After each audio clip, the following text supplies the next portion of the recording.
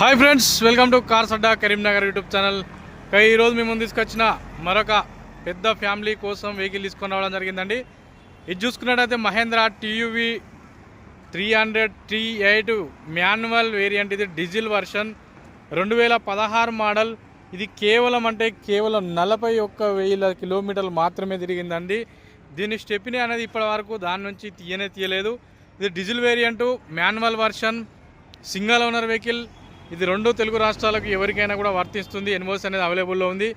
ఈ వెహికల్కి అయితే 2 కీస్ కూడా అవైలబుల్లో ఉన్నాయండి.